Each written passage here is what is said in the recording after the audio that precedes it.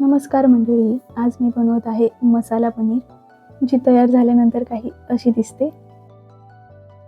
चला तर मग सुरुवात करूया मसाला पनीर बनवण्याची. यासाठी मी 2 मोठ्या साईजचे कांदे आणि एक छोट्याशा साईजचा कांदा घेतला आहे. अर्धा टोमॅटो घेतला आहे. दोन्हींना कट करून घ्यायचा आहे अशा प्रकारे, आणि कांद्याचा जो वरचा भाग असतो तो मी काढून घेतला आहे.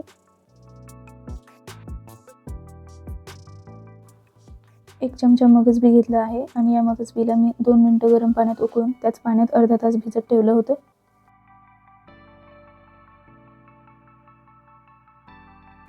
एक हिरवी मिरची घेतली आहे आणि सोबतच अद्रक घेतला आहे अर्धा इंच आणि ते चिरून घेतलं आहे.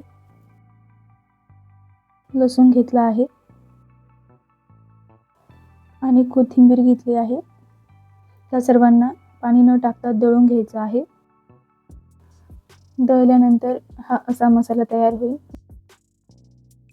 सोबतच पनीर कापून घेतलं आहे.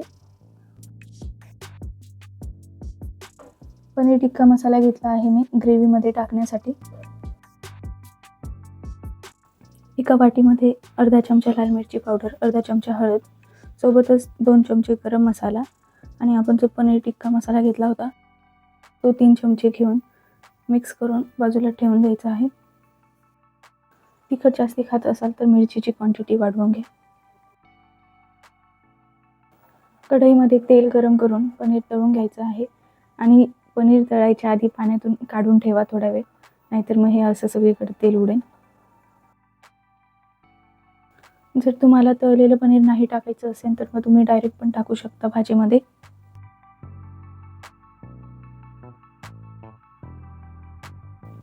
पनीर तळून झाले आहेत, त्यांना मी काढून घेते आणि हे तेल सुद्धा गाळून घेते, कारण खूप जास्ती खराब झालं आहे हे.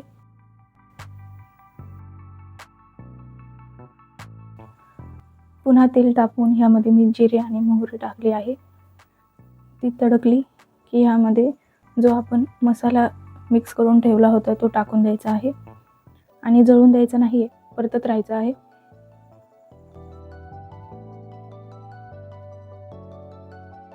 गॅसची फ्लेम मिडियमच ठेवा, म्हणजे जळून जाणार नाही.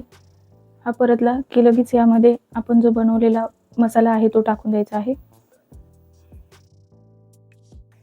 यालाही व्यवस्थित परतून घ्यायचं आहे. याला व्यवस्थित परतून घ्यायचं आहे जोपर्यंत याला तेल सुटत नाही तोपर्यंत. आणि यामध्ये पाणी वगैरे आत्ता काहीही टाकायचं नाही. गरज पडल्यास झाकण ठेवूनही तुम्ही परतू शकता, जेणेकरून ते लवकर सुटेल. मसाला व्यवस्थित परतला की याचा असा कलर चेंज होईल आणि थोडंसं तेलही सुटेल. आता ह्यामध्ये अराउंड 2 कप पाणी टाकायचं आहे कोमट करून आणि हे मिक्स करून घ्यायचं आहे व्यवस्थित.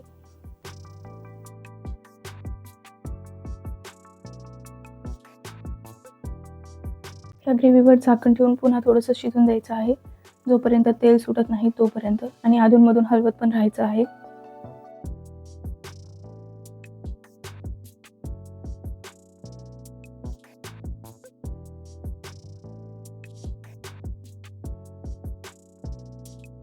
यामध्ये मी पनीर सुद्धा टाकत आहे. पूर्ण घट्ट होऊन द्यायची नाही आहे, त्याच्या आधीच पनीर टाकायचे आहे.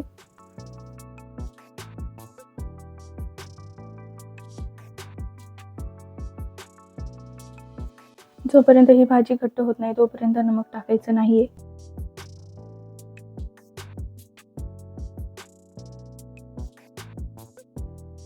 थोडीशी कोथिंबीर सुद्धा मी टाकली आहे भाजीमध्ये. पाणी आटून गेलं आहे आणि आता फक्त मसाला राहिला आहे. आता ह्यामध्ये नमक टाकायचं आहे आणि मिक्स करून घ्यायचं आहे.